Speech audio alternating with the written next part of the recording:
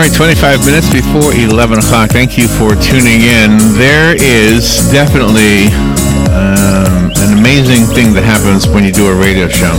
You learn things you never knew before. Yeah. Now, if you're just listening to the radio show, you're learning the same things we're learning. The problem is that we have to know a few things before we let you know these things. And really, it's not us letting you know anything. It's the authors and the guests. Our next guest is Krizan, and I may be mispronouncing her name, but I also am probably mispronouncing the whole time we were reading the book. Both Robin and I think we're pronouncing the name of the woman whose biography we're going to talk about. Actually, it's a collection of essays, correct? Mm-hmm. The book is called Spy in the House of... Now, how did she tell you to pronounce it, Robin? Anais. Anais Nin. Okay, we were both saying Anais or something, right? Yeah. Krizan is the co-writer and creator of the Before Sunrise film series, nominated for an Academy Award. She's a researcher and historian, a board member of the Anais Nin Foundation. I hope that I don't seem too ignorant by telling you all that I never heard of Anais Nin. I never have either. This is fascinating. Sounds like she lived in L.A. I'm going to just take it from there and say hello to Kim. Kim Krizan, good morning, Kim. How are you? Good morning. You did pretty well with the pronunciation, or Anais. You guys did a pretty good job. Well, I think you helped Robin, and, yes. And then she helped me. And Kim, yeah. How about your name? Am I saying your name correctly? Krizan? Yes, you're doing it, Krizan. Yes, Krizan. You're doing a pretty good job there. All right. So, am I? Is that unusual that I don't know who Anais Nin is? You know, it's no longer unusual that people don't know who she is, but people really did. They were very much aware of her in the 60s and 70s because she was a hugely famous writer for her diary. But you may have now stumbled across her quotations because she's really famous for her beautiful little quotations. They're everywhere. But it's not, a lot of people have now forgotten who she is. She's a famous diarist whose diaries came out in the 60s and 70s and who I believe is about to have a big resurgence. And her diaries are important because... Well, she began writing her diaries as a child in 1914 when she was coming to America by boat. She was 11 years old, and she was a little European girl. Her father had abandoned the family. Her mother and brothers were coming to America by boat, and she began writing at age 11. Then in what was kind of an amazing thing, she kept writing until she died. And so she created an incredible 20th century document that lasted from 1914 until 1977. So I see that as an amazing document of consciousness. There isn't anything like it. Wow. So that's why I believe she's important. Help me fill in a few blanks. What country were they moving from? They were moving from Spain, though they had also lived in France. But her last name, Nin, is a Spanish name, N-I-N. Okay. And they, at the time they moved, they lived in Spain. So they moved from Spain to right to L.A., or did they go to New York like most immigrants do? Yeah, they went to Ellis Island, and they lived in New York for a number of years. Eventually, she got married to an American man, and she moved back to Europe. They lived in Paris for many years. But then, because World War II broke out, she and her husband had to come back to America, and then she lived a bi-coastal life in New York and in Los Angeles. Oh, wow. And she was an amazing visionary, though. I just thought she was absolutely fabulous. Yeah, the word visionary, absolutely right. She really did understand. I think she understood the world that we're kind of coming into now. She understood, for example, she died long before the internet, but she longed for what she called a cafe in space. because she had really partaken of that cafe life in Paris, where she and her friends would sit and talk for hours and hours, and she experienced a kind of loneliness in America, and she longed for a cafe in space, a way to connect with people. Oh, wow. So I believe that it was a very poetic term for what was coming, which was social media and the internet. Yeah. So when we read her personal diary, how is it possible that we have it? I mean, usually diaries are not published. Exactly. Well, her diary was a private diary that she kept for decades, but word would sort of leak out that Anais was a diary writer, and people would be interested to know whether she was writing about them, and sometimes she'd let them read, little portraits, she called them, of them, and they would be astounded at how beautiful her writing was. So word spread that she was keeping this incredible diary, and that, the books were really piling up. Really? She'd been doing it for so long. So finally, when she was 63 years old, it was published. This was in 1966. And it was really at a good time, because the world was sort of ready for, first of all, for more women's writing and for more personal writing. Right. And, it's like the climate had sort of changed. So it's like she hit the zeitgeist at the right moment. Did her writing influence the way we look at how women are treated? Did her observations of life in the Western world, I guess, when you speak of Europe and America, I guess it's kind of, there's a similarity or commonality. And were we, I mean, obviously the way we treat each other has changed over the course of years. Did her writing contribute to that? Well, she believed she was very European. She believed that she was very interested in, the lifestyle and the personal. And she was a little bit disconcerted by our American lifestyle. And of course, she lived here for many years, but she felt that we moved so fast, and that we didn't really get to know one another. We didn't really talk to one another. We didn't sit down and look. Right? And we didn't sit down and look at one another in the eye and have deep conversations. And this was something that was sad for her. So she made it a point to have what she believed were deep personal connections with people. And she, for example, if someone wrote her a letter, a fan wrote her a letter, she would respond to that letter, because she believed we're all trying to connect. So I think this is something that she tried to promote in her diaries and in her personal life, is the idea that we should connect with one another and not live lonely, lives. I agree, yeah. And she just didn't just settle for anything. She was a fashion icon. I loved the itemization of her fashion ensemble. And she, I'm glad you like that. Yeah, that was wonderful. And she just didn't settle, when she went to get published, when she was turned away by so many. You said that she bought her own printing press, and then she published her own books. Absolutely. And it's very interesting for me. I think that she did this all because of this original wound of having her father abandon the family. She grappled with depression as a little girl.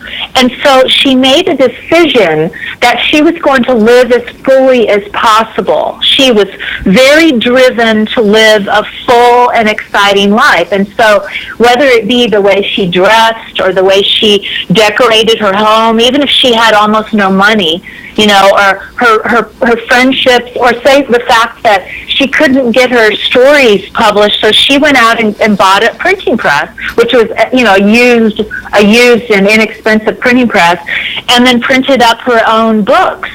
So it was her decision to live as fully as possible in the short time she had here on Earth, and I think that all came from the sadness she experienced as a child.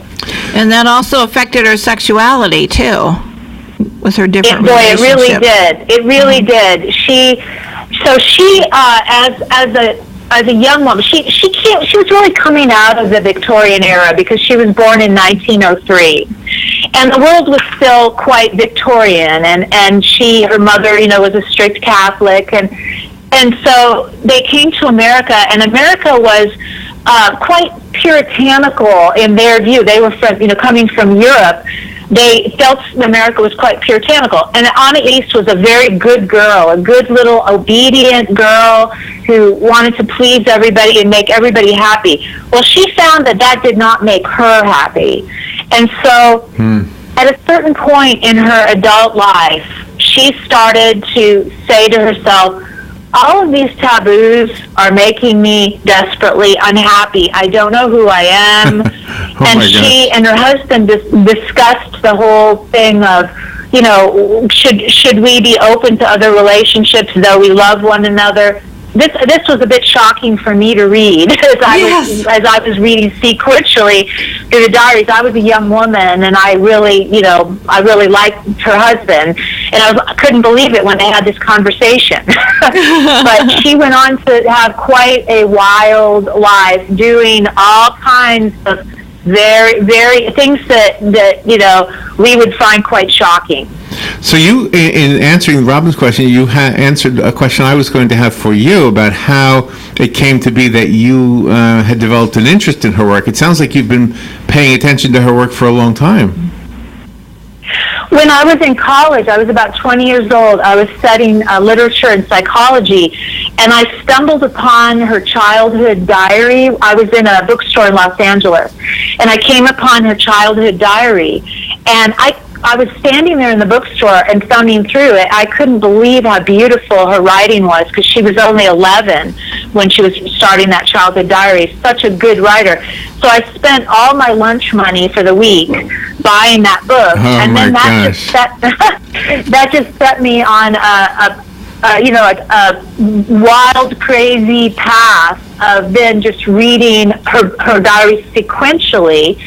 And I went through the journey with her, going from this sweet, angelic little puritanical girl to she gets married, she adores her husband, but then she starts getting more and more wild. And it was like I was on a roller coaster ride. Wow. I read all these books. I read all these books sequentially, and then did quite a bit of my college work on her. But I had to hang on, because there were some moments where things got pretty wild, and I thought, this is crazy. But she was a wild woman. Are the items that she accumulated throughout her years, have they been preserved? I mean, she appreciated paintings and clothes and all different sorts of things. I've worked in her home, so her home, she lived a bi-coastal life, but I've been to the home she had here in Los Angeles many times to help them do archival work. When she died, there was just a mountain, an absolute mountain of paper. She herself was very organized, but there's so much: drawers, closets, file cabinets. She couldn't throw anything away because she didn't want to throw away the letters that people sent her. So I've helped them to try to get things preserved and organized, and many of those things are now at UCLA Special Collections. But she has an incredible things there. Yes, clothes and her little beauty gadgets and lovely little things mentioned in the diaries, presents given to her, and a little souvenirs from trips that I've read about. Really? So are you? Are you the spy? I'm the spy. Yeah. Okay. Yeah. So she had two husbands, or just a guy on the side? Well, husbands. So, okay, this is a funny story. So, she married Hugh Geiler when she was 20 years old. He was 25 and a young banker. He was a lovely man. They met in New York City. His family disowned him for marrying her because she was Catholic, and he was from a good Protestant family. Oh my God. So they moved to Paris, and they were very happy for quite a while. But eventually she started to realize that they just didn't have a lot in common. He was a banker, and she was really an artist. And so about 23 years later, she met another man. She fell madly in love with this other man. His name was Rupert Pohl. And she could not bring herself to leave Hugo, her original husband, because she couldn't abandon him the way she had been abandoned. Now, she discussed this with therapists until the cows came home. She could not figure out, so she just married them both. So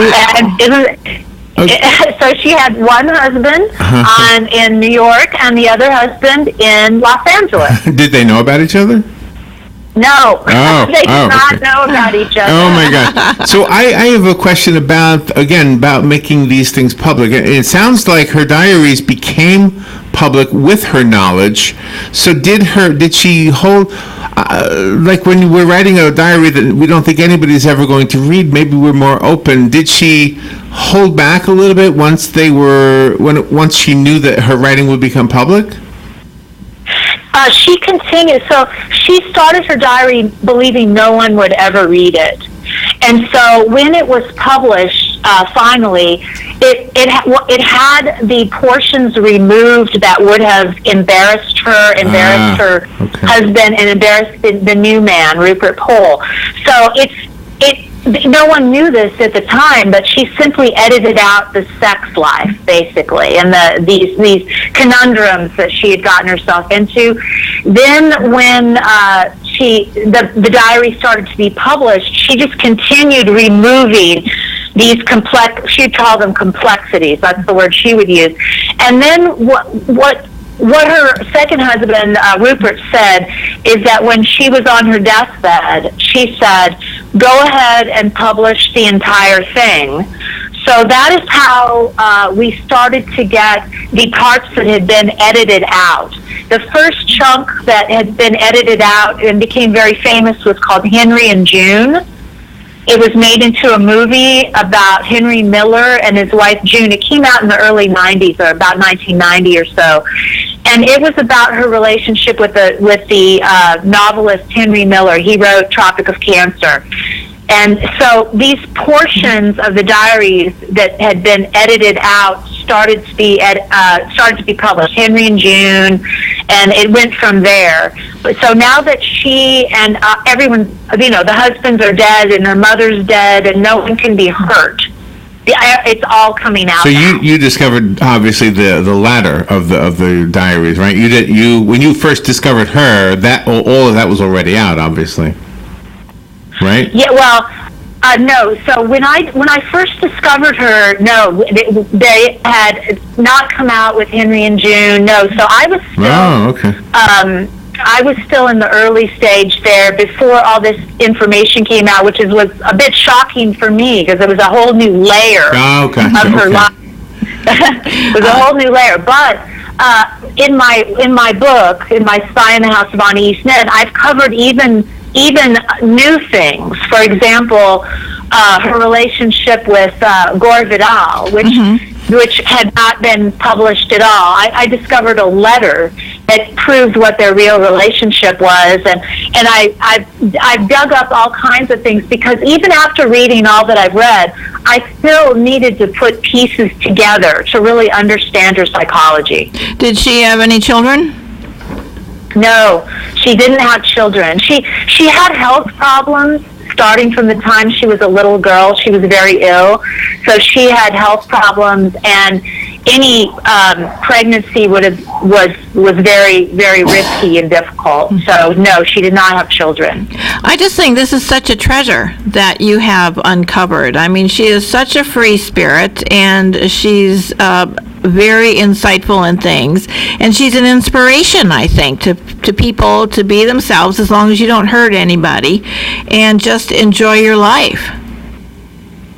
Thank you. I think so too. I think that she's very inspirational. She's inspirational for me personally because she believed that we should do, like, for example, you were talking about her clothes and her apartment, and she decided at an early age not to be concerned with what other people thought about, say, the way she looked, or the colors she painted her apartment, or the books she decided to read, or, at a very early age, she wrote a book about D.H. Lawrence that was considered very shocking. Mm-hmm. And, D.H. Lawrence is, for us now, that's nothing shocking about D.H. Lawrence, but at the time, he was considered just, this is abominable, these novels he's writing, Lady Chatterley's Lover, this is terrible. Course. And she didn't want to displease her mother, she didn't want to hurt her brother, but she decided, gosh, I've got to live my life for myself. I love D.H. Lawrence. And so I found that very inspirational, that we have one life, and we should make ourselves as happy as we can, like you say, without hurting other people. So now we got to watch Henry and Joan. Now you got me interested in some of her writings and things about. I love biographies, by the way, and you're introducing us to somebody I had never heard of before. And in 24 minutes, you've really done a really good job. I found the book on Amazon, and we have a copy here. I would like to give it away to one of our listeners. I'll buy my own. Thank you, on Amazon. Thank you. Do you have a website that we can go to? Well, I'm on Facebook, and I've also got an Instagram for Anais Nin, because I'm digging up all these cool photos from her personal photo albums. The Instagram is Anais Nin Foundation, and my Facebook is my name, Kim Krizan, Krizan. Since you're on the board of her foundation, will you be putting together a traveling exhibit to take to the different museums? I mean, our museum, this would be perfect for her. Oh, that's a good idea. I've never even thought about that. That's a wonderful idea. Yeah, Thank you. Because she's somebody that we need to know about and know more about. So I'm gonna, your book was fabulous, and now I have to actually read her diaries penned in her own words. Yeah, intriguing lady. Very intriguing. Sure. Kim Krizan, thank you so much. What a great conversation you've given us, and an interview. For the listeners, again, I have a copy of the book. If you want to call me, I have to take it after we hang up from Kim, though. I can't do two calls at once. Thank you so much. I love talking to you guys. Hello to Florida, and I love talking to you guys. So thank you for introducing us to Anais Nin, and I have to look at the word in order to pronounce it right. Anais Nin, right? You did it. That was perfect. I never get umlauts right. There's an umlaut over the I. And the congratulations on your film series Before Sunrise. Now I'm checking that out also. You. Yeah, that is. Oh, thank you. Wonderful. And where are you, Kim? Where are you calling from? I'm calling from Los Angeles. All right. Well, thank you so much for the work you're doing and for being on the show with us this morning. My pleasure. It's so great to talk to you guys. Have a great day. Thank you. We'll be right back.